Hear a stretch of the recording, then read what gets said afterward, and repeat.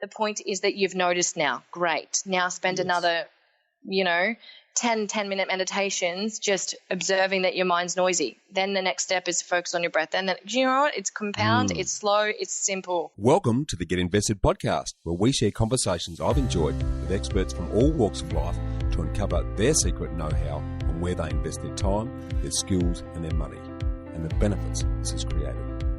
Get Invested helps you to live more, work less and leave a legacy by investing now. Listen to the show to discover the top tips on how to get started, to make the most of your investment journey and ultimately to be living the dream. More episodes can be found on iTunes or at khgroup.com.au/get invested. Thanks for listening and let's get invested. Welcome back, freedom fighters. I want to start again with a question. And it seems like I like asking you questions to get you thinking, I guess. But I just want to ask you, do you find yourself spending a lot of your time dancing to someone else's tune? Do you worry a lot about what other people think? Do you find yourself blaming others and situations and circumstances for what's happening to you? Well, today's guest helps you to cut through the crap to help you discover who is the root cause of all the issues in your life. And you may be surprised to find that it's probably you. That was the recognition that I came to, having had the pleasure to have met Amber, and I spent a bit of time with her up at the We Are podcast conference up in Queensland last year. And right from the very first moment that I met her, she had this uncanny ability to look into my soul. It was as if she'd known me for years, and she's got this incredible wisdom and intuition that just seems to cut right to the chase. Now, Amber's a really interesting person. She's a speaker, she's a writer, and she's a teacher, but that just doesn't seem to cover it. She's done so much work in self-mastery, looking at all aspects of Eastern and Western culture with science, with research, to combine a really unique way of helping you to get in touch with who you are. She helps you to find the real, vulnerable, authentic you. Because once you understand who you are and you become comfortable and proud with that, then you truly become what she calls unfuckwithable, which is a subject of her book. And she's got a great podcast called Just Be You. Because anyone who's done a lot of reading and soul searching on this will have realised, like I do, that all sustainable success starts and comes from within. So I won't say any more. It's a fantastic conversation. She has this ability to really get you thinking about yourself and get quite uncomfortable with that, which is a great place to start. So please enjoy Amber Hawken. Amber Hawken, welcome to Get Invested. I've really been looking forward to having a chat to you. A really good connection with you when we both met up at the We Are podcast conference last year. So really appreciative of you taking some time to have a chat on Get Invested. Welcome. Thank you, Bushy. Same. I'm really excited, and I can't wait honoured to be here. Thanks for having me. Oh, good. Now, hey, before we really kick into it, can you just give us a rundown on who you are, what you do, and where you're heading at the moment? That's only going to be how half long now. you got? Short version or long version? Whatever feels right. All right. Well, for me, let's go with what I'm doing first, and you'll probably figure out who I am because of that. I think that kind of reveals like who people are at their core. So Currently I live on the Gold Coast, down in Palm Beach, because like my isolation a lot of the time, and it's cruisy down here because I love the beach. And so I run my own business out of here. I have a company that has kind of two umbrellas. One of them is to work primarily with schools and teachers. It's called Calm Mind Project. Yep. And I use my training as a mindfulness, like I have a diploma in mindfulness-based cognitive behavioural therapy, and I'm an NLP practitioner, a deep state repatterning therapist. I was a radiation therapist, so I worked in medicine first, so I have a lot of experience in the sense of understanding the body as well on a really thorough level. Yep. that's that half. And then the other half is I use those same skills to work one-on-one with people. And I'm not an elevator pitch kind of person, Bushy, like you. I think you know that. Yeah. I fucking hate that shit. But the thing, I guess, that I've been thinking about, because people always ask this question. I travel a lot, and so I always think, oh, how can I say this? So I generally just say, I'm an author because I am an author. But it's the easiest question, because as soon as you tell someone that you study forms of psychotherapy, they're like, oh, and it gets all awkward. It's quite fun to watch, actually. People squirm because suddenly they feel vulnerable. And I'm like, mate, I'm not looking at your soul right now. Like, calm down. But hey, let's dig into that, because I hear all of these terms, and the little bit that I've web stalked and spoken to you about, you've clearly done some amazing study across all spheres, Eastern, spiritual, Western, clearly around trying to, I guess, help yourself and help others to get in touch with who they are. Can you talk to us a bit about that? Because there's some fancy terms in the titles of what you do, the NLP and all the rest of it. There's a lot happening there, isn't there? It's just so broad. If we drill it down and sort of sum up, why do you do what you do? Look, in a nutshell. Yeah, what is it? Oh, why? I like why. Look, what I do essentially is help people understand how to reconnect with themselves underneath their mind, and that gives them, whatever they're at, whoever they are, doesn't matter what it is, it's different for everyone, but it gives them self-freedom, gives them personal freedom. And then they can do whatever the hell they want with their life with that freedom. Okay. That's what I do in a nutshell. Yeah, okay. And am I reading from that freedom to you means accepting who you are and then getting comfortable with that, and that's where the freedom comes from, or is it more than that? No. It's so much more than that. So freedom, in a sense, it's different for every single human being what freedom means. But when I say the word freedom, it's like you can sit back in your consciousness rather than in your sense of self and your identity. So you've got thoughts, you have belief systems, but when you were born, you didn't have those beliefs. You didn't have those thoughts. You didn't know who you are. You didn't have a name. You didn't know if you're a boy or a girl or Australian or anything. You didn't have a religion, nothing. You had a pure essence, like a consciousness. And that's who we are at our core. And there's, for the sake of everyone listening, consciousness is, it's just a term. It's that word is a compass. You can't visualize, or you can try and visualize and imagine consciousness, but because it is consciousness, as soon as we say the word, we label it, we lose consciousness about it. So this is something that you have to experience. It's something you experience in life, probably in the most pure moments of your entire life. If you're a mother and you've given birth to a baby, or you're a father and you've caught your baby, or you had one of those moments of complete, absolute and utter bliss when you're on the top of a mountain, or doing something that you loved, building a car or making a puzzle or singing, or it's generally touching that right part of our brain, that very creative part where you lose your mind, literally lose your mind. And that's the consciousness. So it's learning how to get there. And there's so many different avenues to get there. But one of the things about what gets in our way of getting to that consciousness, because once we hit that spot, life doesn't become a battle of fear. It doesn't become a battle with our past or negativity or trying to be confident. Like that's symptomatic. That's all surface level. You're playing the wrong game. Yeah. So sit back into that consciousness, and then you can see everything for what it is. Then yes, you can do the human part and the fear and the emotions and the beliefs and all that beautiful chaos that we experience. But when you sit back in the consciousness and you have awareness through connection, and that connection again through different avenues, then life becomes very magical. Then you go, okay, what the fuck do I want to do? What feels so incredibly inspiring, not necessarily happy or gratifying or stimulating, but what feels like yum, like it's a deliciousness inside of you, and a powerful one. And they can follow that because you're not in that chaos or that conditioning of our mind. Yeah. So that's what I help people do, get back to there.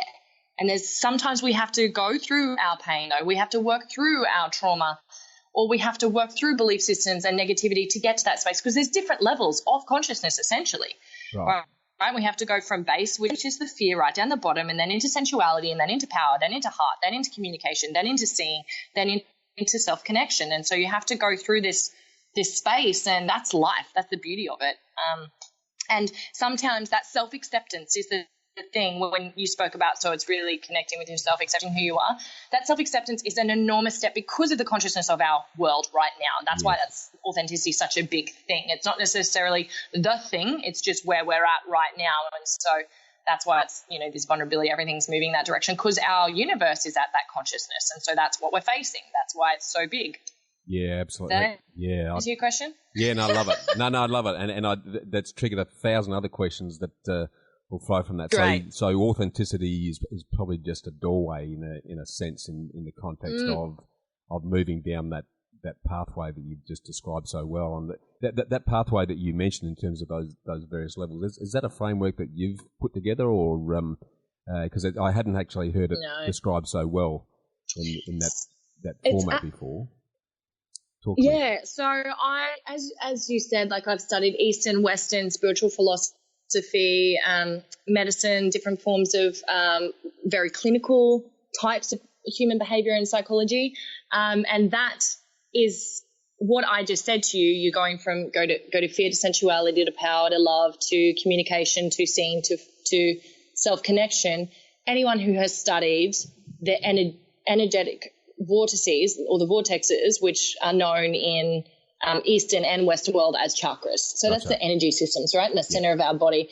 Because I work primarily with people on your everyday people, just people who are, I'm not, and it's not a less than. I really want to be very clear when I say everyday people. I enjoy talking like this instead of always referring to things as this is your base chakra and this is that. Not because there's resistance or there's judgment around it.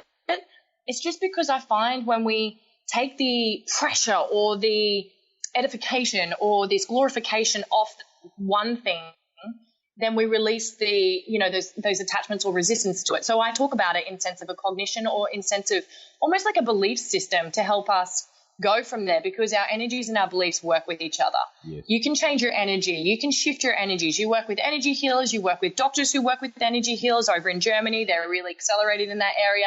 Yeah. They will tell you, yes, you can change people's energy, but if you don't work on the beliefs that were triggering the energy in the first place, it'll just default back.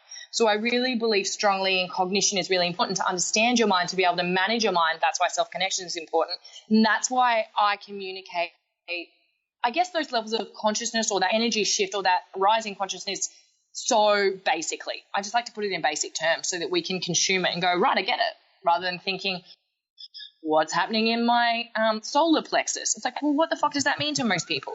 So I just want it to be practical. Yeah, I love it. No, I love it. I love the way you cut through the shit because... and don't get me wrong, I talk like that with the people who know that language. So it's not a judgment on that language at all. No, not at all. Yeah. No, I don't take it that way. It just comes back to the level of understanding. And I think as soon as you jargonise anything, you lose people on it, because unless they can talk that language, they're going, what the hell are you talking about? And what I love about what I'm hearing is you're synthesizing and taking elements from all of those things and boiling it down into a language that the everyday Joe like myself can go, yeah, I actually get what you're talking about here, which is sensational.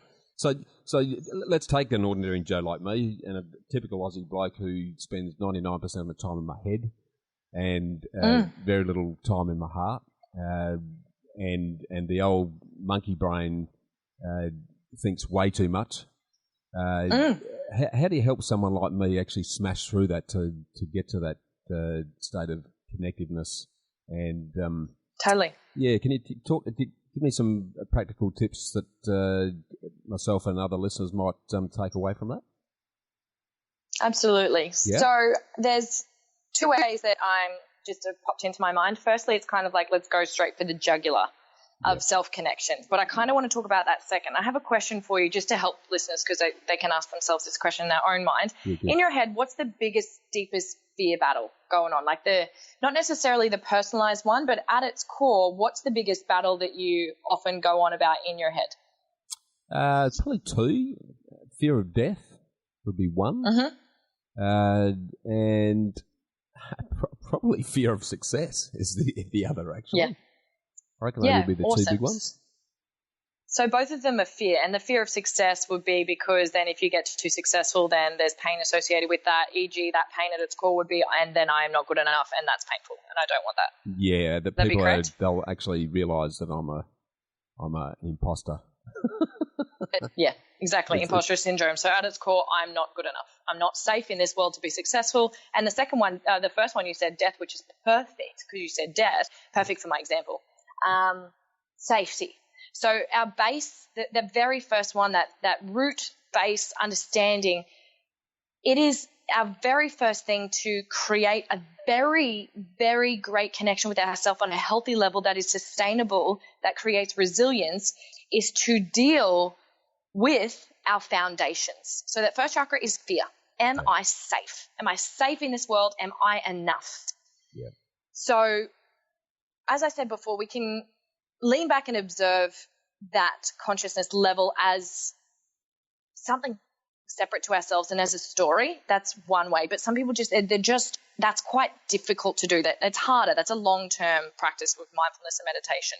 Yeah. So straight away, you could just have a look around your life and start to understand that you need to build strong foundations. That's our most dense fear. That's our most dense part of being a human being, is where are our foundations? Are they outside of you? Do you have any within you? Do you have structure in your life?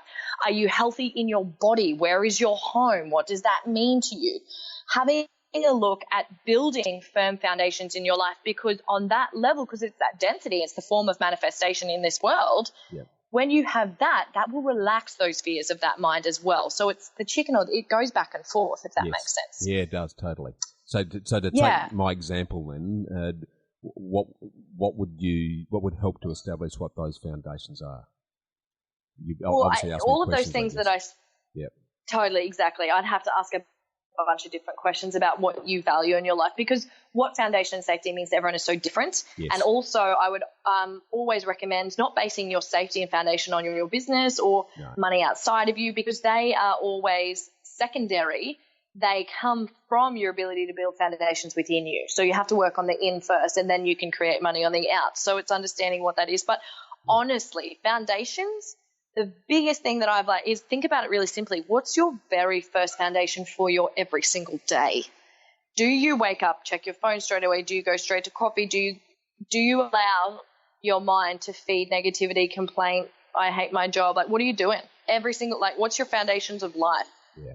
I'm pretty lucky. Your first 15 minutes of your day with a beautiful foundation. Yeah, you are. You have a great life. Yeah, I've got an awesome life. Yeah, and I happily share this because and we've got into a bit of a routine, Sonia and I now, where we wake up in the morning. We live in a beautiful hillside homestead looking down the valley outside of Adelaide, and we wake to the sound of kookaburras and the birds in the trees.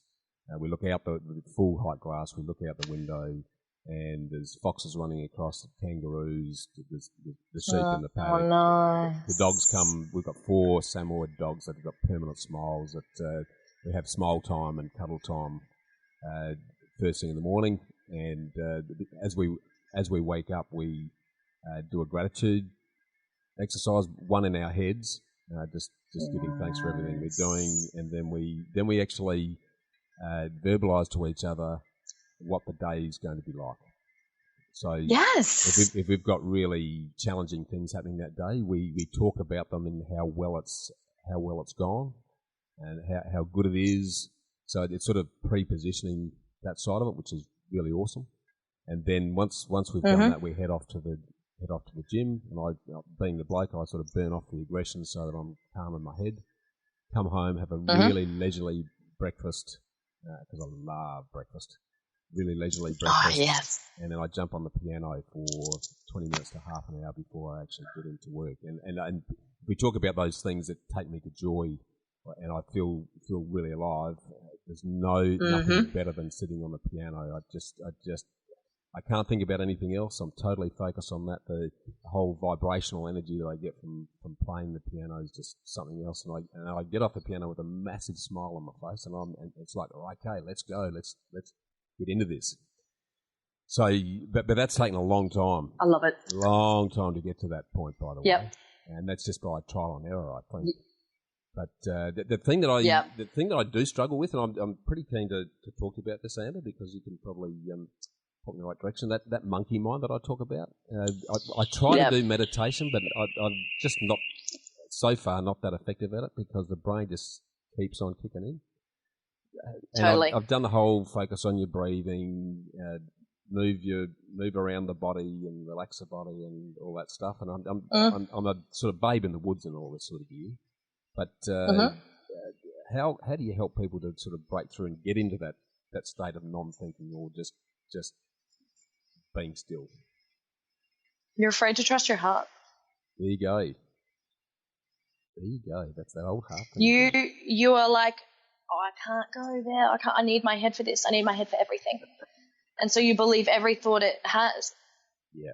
And you give it all of the attention because you've given it all of the significance for your success, and you've given it all of your significance for future success, or not, probably not all of it. I know that you have quite a bit of awareness, but, in those moments, so if I can break down for you why I asked that question, and this is personal, so it's, I could sense it from talking to you. Yeah. That's why I could, ask you that question directly. Yeah. Because, but it's really a different version of that for everyone else. Is they're addicted to thinking. They think that they need to think all of the time. It makes them feel safe because as a human, we build this hard drive that I was talking about, this sense of self, and then we think that that's all we are. Yeah. So we're so afraid to, in a sense, unconsciously let that go. Yeah. Let it go. And go, whoa, it's cool to be still right now. And in fact, let me ask you this question. Before you did piano in the mornings, were you less productive during the day? Yes, in the context that stuff that doesn't affect me now used to affect me more. Does that make sense? Yeah, so, exactly. Shit still happens, but it doesn't. It just bounces off now, whereas previously I'd get annoyed or frustrated or... Exactly. It just doesn't impact as much. The reason is because you spend time of that self-connection, which was, I was saying earlier, the second thing is going straight for the jugular, which is doing the practices of self-connection, because that gives you a bit of a map or a bit of a compass or a reference point is probably the correct term. You know what space you can be in flow in. And what our head does is it gets us into cognition and focus, but it doesn't put us in flow. Yeah. And flow is where greatness comes. Like you can still do everything you need to do, but you're not stressed. There's no pressure and there's no noise. Yeah, beautiful. Yeah, and I can see massive. And you see people who are clearly in flow because it just seems to come naturally to them, and things are effortless and always a lot of fun. And I'd certainly experience a lot more of that now. And I'm pretty lucky, Amber. I've they say opposites attract. Well, Sonia and I are definitely yin and yang. I'm all head, she's all heart, but the combination of those two is just sensational. Because every time I'm getting too far in my head, that she slaps me and says, "Hey, wake up!" And it's like, "Yep, you're right. You're absolutely right. Let's get back to what's real." And then I look in the dog's eyes and the great big smile, and there's that unconditional love that a dog gives you regardless of what's going on. So what am I worrying about? Come on, get there. So, so let's broaden it out a little bit because I'm not sure what you're finding, but when I sit down with people to assist them in helping to get to their ideal life, and we use property as a vehicle, obviously, to help them get there. But the first question I ask people has got nothing to do with property whatsoever. It's about what is happiness and fulfillment to you, and what's your perfect life look like. And most people have no answer to the second question. They've got no idea what their ideal life looks like. And 9 times out of 10, people aren't happy and they're not fulfilled. Why do you think that is, and how does what you're doing assist people to get closer to that? Totally. That's probably the basis of really my book that I started. When I started it, I was looking at really unhappy people, thinking what has caused this, and the childhood that I grew up in, thinking, why do people push their suffering onto others? Like, what's going on? Like, why do we do that? Why don't Why do people stay in relationships they don't want to? Why do they stay in jobs they don't want to? What's going on? And I was just always really curious. And a big part of that, there's so many facets to that. I'm like, let me go with the basic one. Because people lack that self-connection and their mind is so busy, what happens is they can't hear what they intuitively want, or they can't hear what they want. They can't even hear it, let alone follow it. Yes. So they go into default and they look around and they go into the basic fear of that. What do I need to do to be loved? What do I need to do to be enough? And what we see is representations of what we're taught. Okay, so to be loved, we have to have this body and this much money and this kind of marriage, and this is what my relationship needs to look like, and this is how I need to act and be and wear and dress and everything like that. Yep. And because they can't listen, they default into that, because at least they're meeting the survival need of, am I enough? Am I loved? Yeah, right. So they're just quite literally surviving in a sense of mentally, but emotionally suffering, but stimulating themselves to escape that suffering. Drugs, Facebook, alcohol, sex, you name it. We've got stimulus everywhere. Buying things, going into our own head is a stimulation escape. Going into victim mentality is a massive addiction. Yep. And then there's complete spiritual disconnection because you can't hear it, because we're moving so fast and our head is moving so fast. We don't take any time to pause. And then when we to listen, and then when we do pause, we've been going so fast that what you've said is the monkey mind is going crazy. So then you just jump back in and listen to it again. But to kind of answer the question on a second part, which gives two birds and one stone here, is the way that you can pause that monkey mind is not to try and turn it off. It's going to be there for the rest of your life. Ever.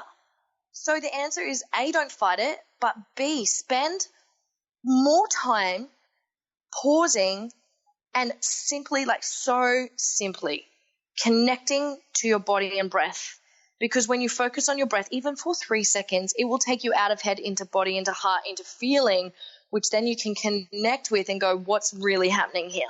That's really, people don't even do that. If I ask someone what they're feeling, they're like, feel stress. No, that's not, no. What's the emotion? Well, it feels scary. No, that's not an emotion either. Like, they don't know how to feel. Exactly. And so then when you get underneath the feelings, then you move through those, you calm those, move the emotions through, then you connect to bliss and consciousness. Then you can fucking listen. Then you know what to do. And then you can make your life to move towards fulfillment. I don't recommend people being happy, like moving towards happiness. Happiness, I think, is spontaneous and it's great, but I don't think we two should attach to it. Because as soon as we attach to happiness, then we are afraid of negativity. And that means even when you're happy, you're afraid. Yes. And when you're afraid more. Yeah. So either way, you're fucking miserable. That is awesome. So define fulfillment for us. What does fulfillment mean in your eyes?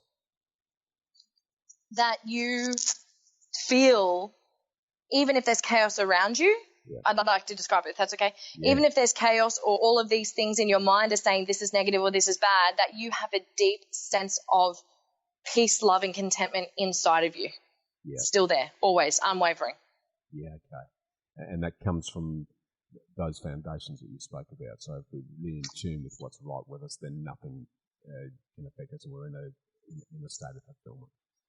Yeah, when you are in tune and you listen, and then when you start to act on that, and what's going to happen first is you will be terrified and you'll feel like your world is falling apart because you've had so much attachment to the life that was. But when you think about, everyone listening might be able to, I just want to make it more relatable. When you're doing something, I mean, and I hopefully that people listening to this, you've done something lately that just felt amazing and it gave you so much joy for the sake of doing it. Not because, oh my God, it's Sunday afternoon and I've got an hour. Well, maybe I'll do this. Or I guess I should do this because I'm so exhausted and I have to take a holiday because I'm so exhausted. No, like people, instead of prioritizing joy and doing things that make them feel fulfilled, e.g. piano, or whatever else it is, or aligning their entire life with joy and things that feel purposeful and meaningful to them, and understanding that in each moment it is our responsibility to make a creative, fulfilling meaning about everything that gives more meaning and fulfillment, then you will be fulfilled. And then that creates, it's a cycle. It compounds on itself, and then your life begins to align, and then you feel more aligned, and then fear of, oh my gosh, I can't do this way, because it quietens, or it doesn't feel as scary, or there's not as much resistance. But at first, if you're listening, you don't feel like you're aligned at all, that's cool. And just know that it's really cool if you're like, how the hell am I going to do that? Always feels scary at first, and then it gets easier. Yeah, okay. Well, it compounds. Yeah, gotcha. I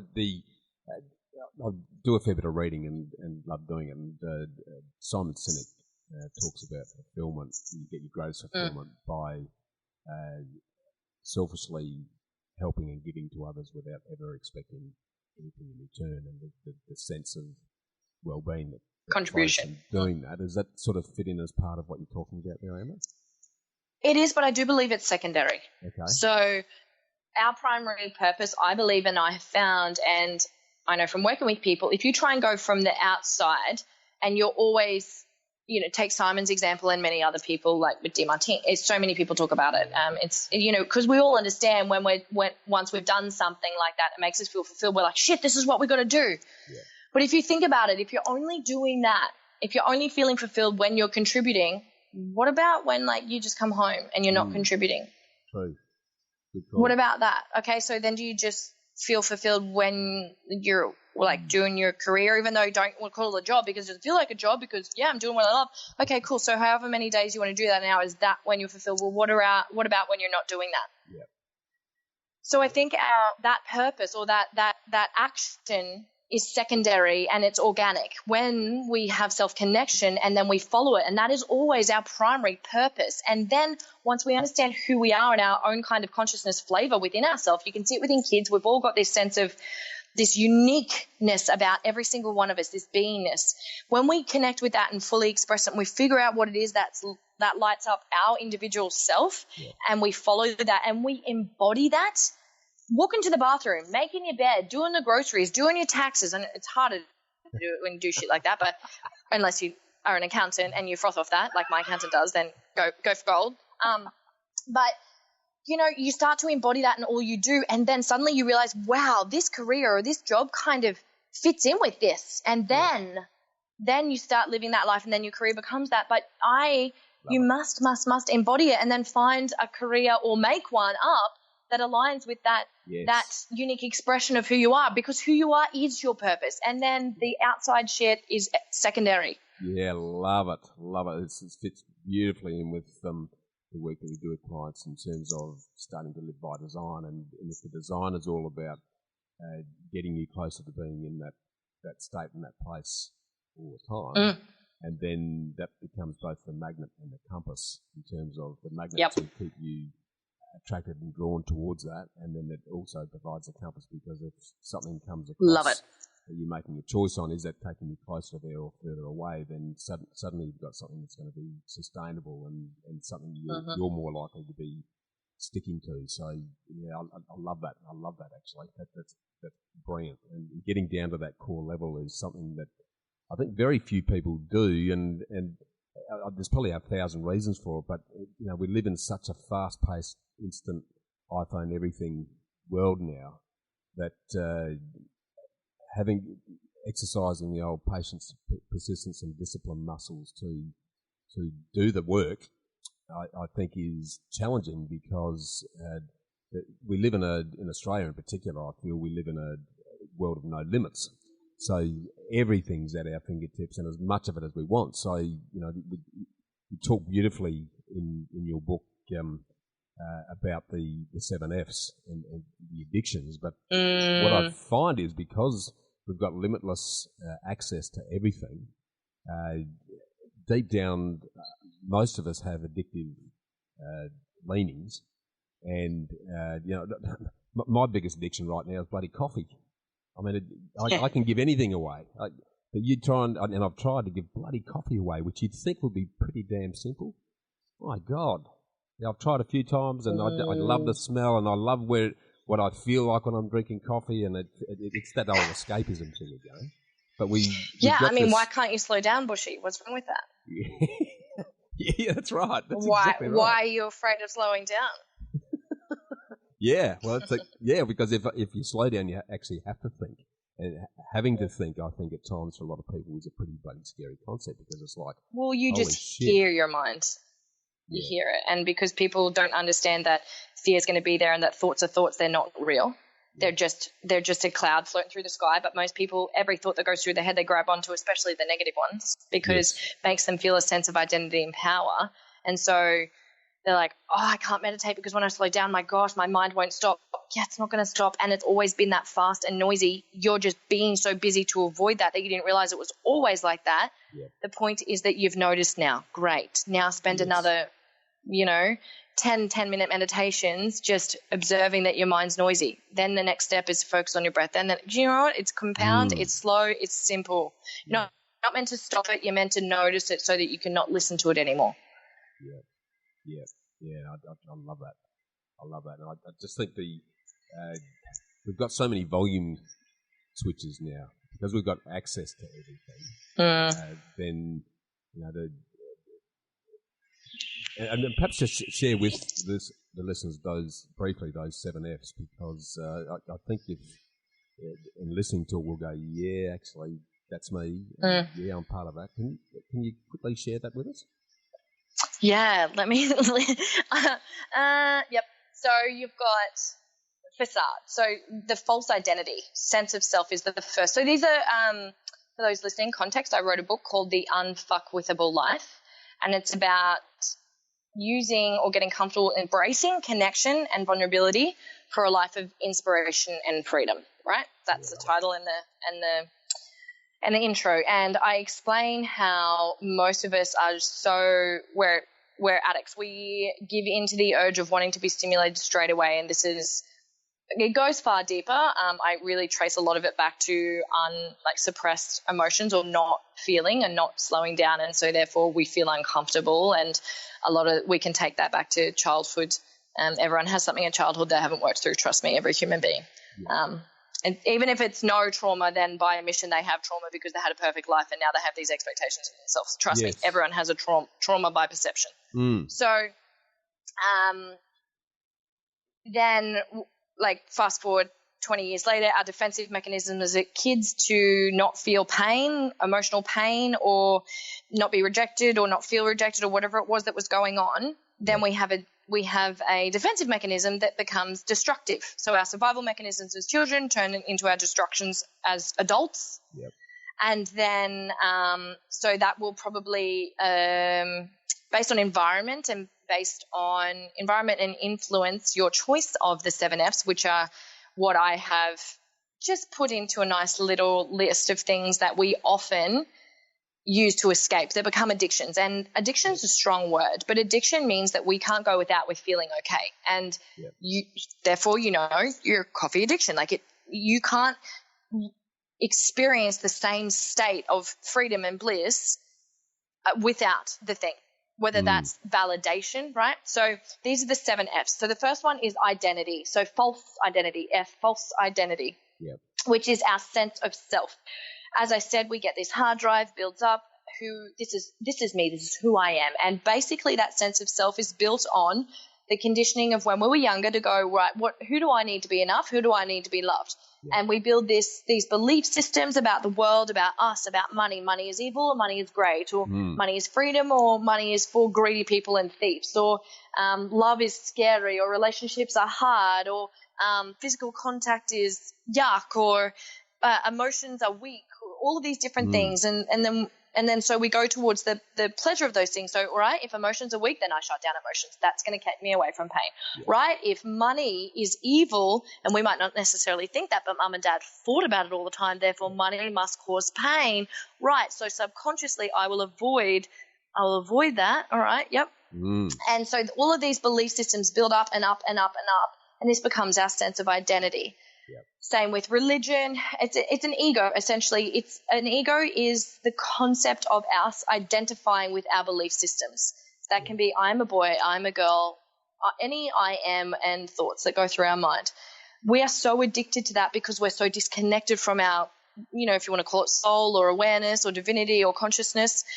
As soon as we disconnect from consciousness, we feel that gap. We feel that space of emptiness. And the first thing that most people go to is their thoughts. about themselves, especially the negative ones. So that's an addiction. Most people live in their head addicted to their thoughts because they're so afraid to disconnect and be something bigger, really. Yes. Next one is food. Yep. Exactly. Self-explanatory. Food's just available to us. It's also hardwired into us to reward us chemically when we eat it because it's a survival mechanism based on, we need food to survive. I love food, by the way. I love it. Yeah, food is great. But people are using it to escape, which means they don't enjoy it. They enjoy that block of chocolate for the 3 seconds. Yeah. But they don't actually. When was the last time you put a piece of chocolate in your mouth and let it melt it and felt like the sensuality and the sexuality of chocolate? Like when? Seriously. So yesterday. Food is a big one. Yeah. Good job. Same, actually. And I swished some red wine in after as well. Yeah, exactly. Literally like half a glass. It's just like this little thing that I do. It's great. Yeah, like it. Fashion, and not necessarily just clothes, but anything that has a social association with being better than or being higher than or superior. Yep. So it might be the fashion of, I'm watching a Netflix series, or the fashion of, it's, it's fashionable to be spiritual these days. Like that's that's a fashion. Yeah. Or fashion itself, if I'm wearing Gucci, I must be better than, and that strengthens my sense of identity and importance and deals with the fear of, am I enough? Yes. Fashion, food, I say fucking, excuse the coarseness, but the idea is to shock people. So if you look in the dictionary, it's a word and it says when people have intercourse. So yes, people use that. They try and, it's one of the closest things to connection that we can get is when we orgasm. It's quite literally you orgasm with life. Your orgasm takes you to complete and utter presence if you're doing it. If you're doing it well, if you're doing it consciously. Yeah. But people do it really unconsciously to, believe that they are loved or to believe that they're enough. Things like I haven't actually thought about that. So all right. Yep. Wow. Interesting. Bushy, I forgot that you're not happily married man over there. So yeah, a lot of people, look at Tinder. Do you know what Tinder is? Yeah, I'd never seen it. I've heard the concept of it that it really scares the shit out of me. If you're flicking right and flicking left, just choosing on the basis of a photo, my God, we've hit all-time lows. Yeah, we really have. In saying that, I've got 2 friends who are married off Tinder, but that's not the story. Okay. But yes, essentially, yeah. It's become like how people meet now. I don't have Tinder, but I know the concept. I'm in that age where people are using it all of the time. So it's people they feel. You ask any guy or girl when they feel lonely, what do? They open their phone, they go to connect through some validation, they get some likes, they have a chat to someone, they meet up. They're wanting stimulation. Like, okay, let's have sex. Yeah. Yeah. False highs, coffee, drugs, wine, fantasizing. Yeah. So if we think about fantasizing, that's also an addiction in your brain as well. So that's, false highs are really, really big one for people. Just an example of what not a false high is I ran a retreat 2 weeks ago, and we did a sweat lodge, which is a native Canadian way of, let's say, it's like a detox. In a sense, it's a rebirth. It's an enormous purging of held energy, emotion, spiritually. When we did the check-ins afterwards, it's like a 3-hour process, and when we checked in with everyone and spoke about it, so many of the women were like, I feel high. And it was they were in bliss. They were in that space, and they're like, I felt like this on, like someone had drugs in the past. They're like, I felt like this on MDMA. And someone's like, yeah, this is what heroin feels like. Really? And heroin is the most addictive drug in its sense, because when we are born, we have to attach as a human being. It's our nature to attach to something because we know, right, I have to attach. Usually it's to mum because we come out of the birth canal, or, to someone to feel safe. So we do it naturally. If you don't do that properly, or if you don't do that in a healthy way, if you don't have that connection or feeling safe, heroin feels like a warm hug. Right? I'm totally ignorant on the drug scene. Totally ignorant, actually. So I'm really interested in some of the stuff because it's so all-pervading these days. So, Really interesting. Okay. It's a big, that's why heroin is, it's super addictive because of that. So false highs. And, when we have coffee, it gives us, it's borrowed energy. We've got to give it back. And that's why, like, our poor adrenal glands these days. Yeah. I mean, look, I'm all like hands up, but I've moved over. I probably only have coffee once a week now because my poor liver and adrenal glands and kidneys just like they've copped it, and I love the taste of it as well. So I really enjoy it. But I've moved over to cacao now, and I specifically will not have coffee if I'm tired. Yeah. Because it's borrowed energy and we have to give it back. Yeah, exactly. Yeah. So talk about the adrenals. Years ago when I was the young crusader that was taking on the world and thought that I knew better than everyone else and worked 7 days a week, 14 hours a day as an architect. My adrenal gland was so overactive it ate my thyroid to the point now where I have to take take desiccated pig thyroid now actually to try and supplement that, because otherwise I'd put on weight at the drop of a hat and get tired and all the rest of it. Yeah, right. I hear exactly what you're saying around the impact and the influence that has. Yeah. Well, it rises our cortisol, and our cortisol, especially for women, men as well, but our cortisol will, rising cortisol raises adrenaline. It's, for women, lowers our progesterone, increases our estrogen, which puts our hormones totally out of balance. And you guys know what that fucking feels like for your end. Oh, yeah. Right? And we have so much PMS and so much going on in our hormones because of all of this stuff that, it sends a psycho during our menstrual cycle when it's not meant to feel that hard. It's not meant to be that hard. Yeah. Gotcha. Right? Yeah. Yep.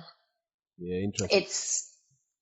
And so there's so many consequences to borrowing connection, right? There's so many consequences to looking for it in the wrong place. Yeah. So, and the biggest challenge, I think, have we covered all 7 lefts? I think we have. No, I don't think so. We may have actually. What did I say? Okay, so facade, food, false identity, fashion, fucking, false high. Yeah. What's the other one? Finance. Oh, yeah, okay. Yeah, okay. So if people, and this in a sense is like career, like if the amount of people that we've seen bury themselves in work because they don't feel good enough, so they'll go to their career, or their relationship's failing, so they'll go for money, because money is such an idolized, like money, body, fame. Yeah. They're edified, right? They're gratified in this world, and so people will go for it, and they will destroy their entire life to try and make $1. Whether or not they make it, they don't know, but whether they do make it, they get there. And I know that you're big on this, that they might get there and they might get the money, but they don't have the fulfillment. Exactly. It's the whole question of how much is enough for you to be living the life you want, and the banal pursuit of money for money's sake is just a highway to nowhere. Yeah, no question about that. And if you get crystal clear on, well, this is what makes me happy. This is the lifestyle that's going to make sure that I'm living in the right place, and therefore, and unfortunately, or fortunately, however you look at it, money is the currency that fuels our freedom. Right, if we're living in the Western world, so all we need to do is just generate a situation where there's enough of it to allow us to do what we want to do. And once we're there, then money's not evil.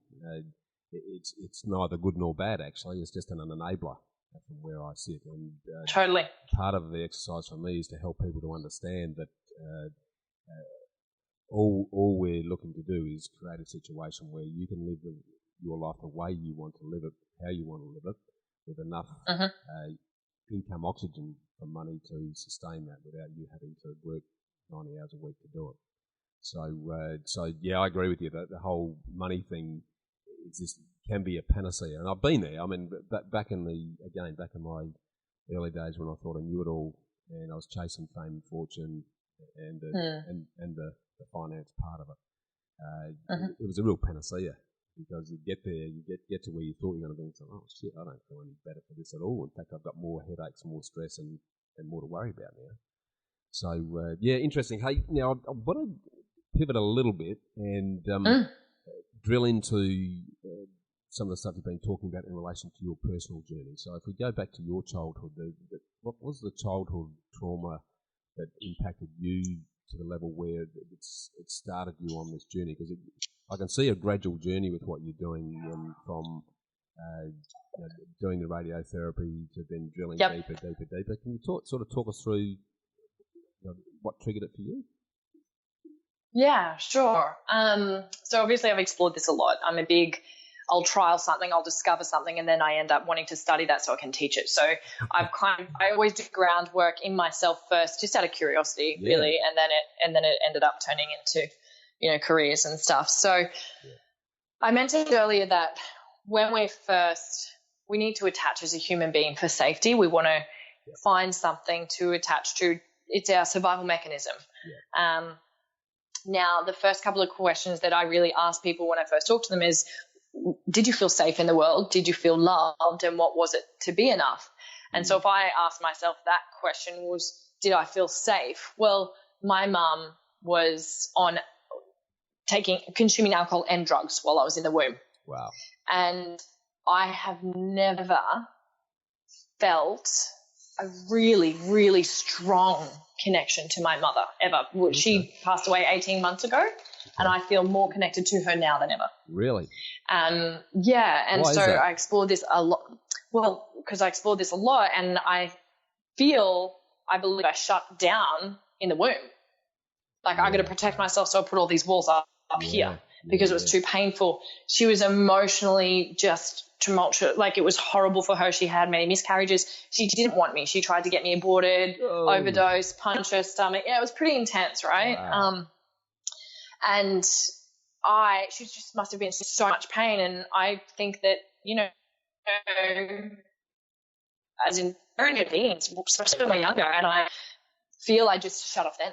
Just like, no, that's too painful, got to protect myself. So there is when, like, that's where I became independent to a fault, Right. And then I came out, and I just never, my mum left when I was 3. They broke up when I was 3.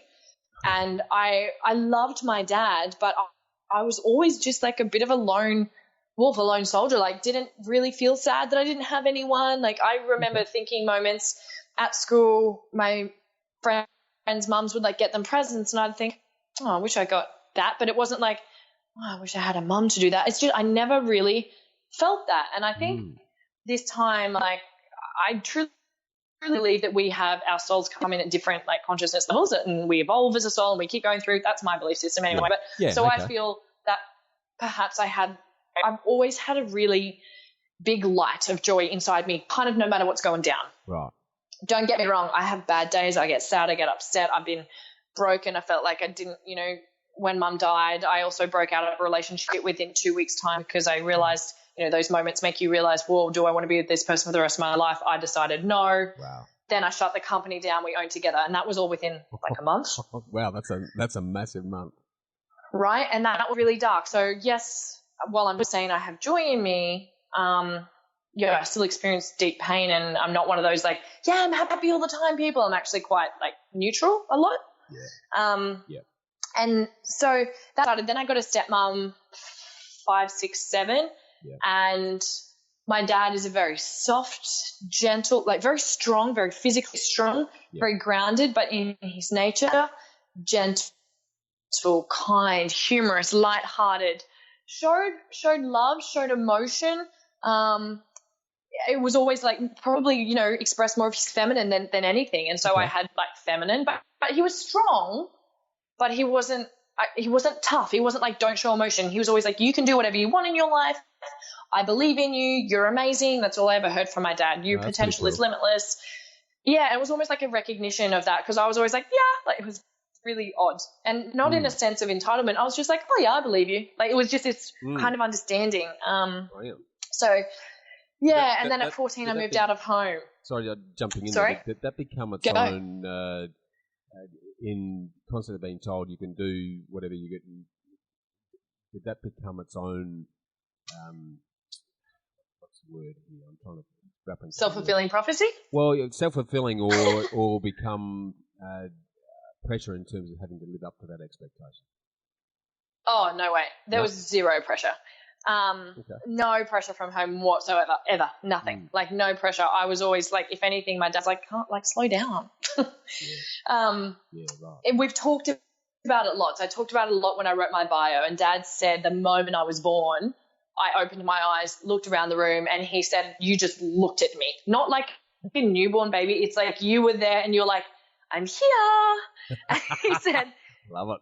Since you were a baby, he told me about the story that he had to put my brother in the room with me, or put stuff on the edges of my cot to make it higher, because if I was hungry in the middle of the night, I would just get out of my cot at like 1:30, 2, and just make my own dinner in the middle of the night and just go back to bed. He's like, you would watch, you'd learn, and then you'd just do it. He's like, it was nuts. And you know, they broke up. And when I was 3, he asked me to stop wetting the bed because he couldn't afford nappies. And he said, and you just did it. He's like, it was unbelievable. He's like, it was like having an adult with me when you were younger. And he's like, you've really always been like that. And so I think in the sense when we spoke about it, he's like, I always told you that not because I'm your father, but because, I mean, I wouldn't have to tell you anyway. I was just almost reminding you of who you were. It was always like, I would be like, sorry, Dad, I'm doing this. He'd be like, yeah, makes sense. It was almost like an acknowledgement. Yeah. Okay. So where does that come from, that resilience and that level of self-awareness? It's such a... what's your thoughts around that? Yeah, you know what? I've thought about it a lot. And as I said, I really feel that I guess we come in at different consciousness levels as a soul. And I feel like this time I must have done quite a few lives by now. Yeah. I honestly push it. In that sense, I want to add in there that because I didn't have that connection or attachment, and my environment, as much as my dad loved me, it wasn't safe or nurturing. I didn't feel supported. Okay. If I really look back, I loved my father. I love him. We've talked about this endlessly. Yeah. He's my greatest hero. But when my stepmom came in, she was in her own world of pain. It was horrible, like horrible on a daily basis, like just terrorizing. I moved out at 14 because it was too much. I was like, I'm out. Well, she actually said, I don't want you to live with us anymore. And everyone was like, well, that's a good idea. And so I was like, okay, see ya. So out I went. Great. Yeah. And I was kind of okay with that until I grew up and realized that was really traumatic, and I had to process that. So I think, part of my I can do anything is, I think, inside of me, but also I think fear drove a lot of, well, I can do everything, because I felt like I wasn't so much loved and important at home. So I would achieve shit. Look at me. I'm significant. I can do everything. And so it's half driven from, I think, a big innate joy inside of me, and then fear because I didn't get that validation and love at home. Did from my dad, but in that sense I didn't, because my stepmom was primarily the one that was always home. Dad was working, or he's really sick in hospital. He had Crohn's disease. So there's a combination of fear and I think innate joy inside of my drive. So this need for self-resilience and independence was, I'll look after myself because I'm the only person that can really do totally. That sort of thing. Is that what you're saying? Totally, which becomes destructive as an adult, and I've had to work through that. Yeah. Oh, yeah, can you hear me? Yeah, I can. Yeah, all clear. Yeah, all good. Better, yeah, totally. And it becomes destructive as an adult, and I had to work through that, so I stopped that, because then we just recreate that situation. So I'll just, continue to recreate situations where no one supports me until I worked through that. So a lot of the stuff that you've worked through obviously has become fuel to your fire in terms of helping others to sort of break through their own stuff, I'm guessing. Is that what I'll be right in saying? Exactly. Yeah? Yeah. Yeah, it's really interesting stuff. No, I just love the way you've, because talk to people in your space, and they're generally on one track. It might be behavioural therapy, or it might be the Eastern spiritual track. And but what I love about listening to you is that you're able to draw from all of those things and pull down the essence of it to say, okay, well, there's good in all of this. Let's take that toolkit, and then let's have a look at where you're at, and let's draw things from all of those that might be useful to your particular situation. I think that's quite unique, actually. I'm no expert in the space, clearly, but I haven't seen too many that have that sort of. I guess non-judgment in the context that you'll take the good out of anything that might have some usefulness to someone's personal growth. Yeah. Sounds like my standard life. I'll take the good out of anything that has its usefulness. Yeah. That's what I do when I meet people. I'm like, why are you doing this? This is shit. This isn't you. This is what your potential is. And then I help them find it. Like, that's me in a nutshell. Yeah, that's even awesome. Yeah. That must be very satisfying, Amber. Yeah? Yeah, it is. It really is. I love every moment of my life. I really do. Even the shit moments, I'm still like, but I still feel really joyous. Yeah. I'm still fulfilled. Well, that transformation that you must see people go through, life-changing stuff. If they can break through their own barriers and really look at themselves. I think the biggest challenge most of us have is that we're too scared to look at ourselves. Therefore, we keep ourselves so busy that we don't have to. And, exactly. When you're suddenly forced to really look in the mirror and slow down and take it on board, quite confronting. But if they've got your support there with the toolkit to assist them to work through that process, then that is life changing. So awesome work, absolutely awesome work. Hey, thanks, man. I feel like we've only scratched the surface and we could talk for hours yet, and we probably will, because I'll get you back to talk more about some of the gear. But if we were to give the listeners some sort of take homes in the context of your key messages, are there key quotes, or this sounds a bit banal to be honest, given the context of what we're talking about, but key mottos or key things that you live your life by that people might appreciate? Philosophy for me is, my life philosophy is that my attention, mental, energetic, spiritual, emotional, sexual, everything is gold. Yeah. And I am very, very ruthlessly picky with where I put it.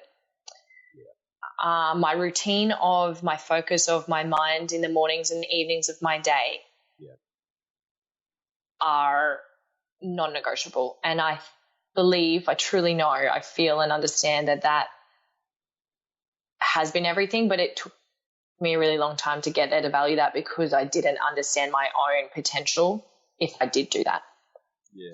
So I guess what I'm trying to say here is that you have so much potential, and it begins with understanding how to connect to yourself, because until you do that, the energy will be run for you because your mind is run. That affects your energy and your whole life. Sorry, Amber, you've dropped out there. You still with us?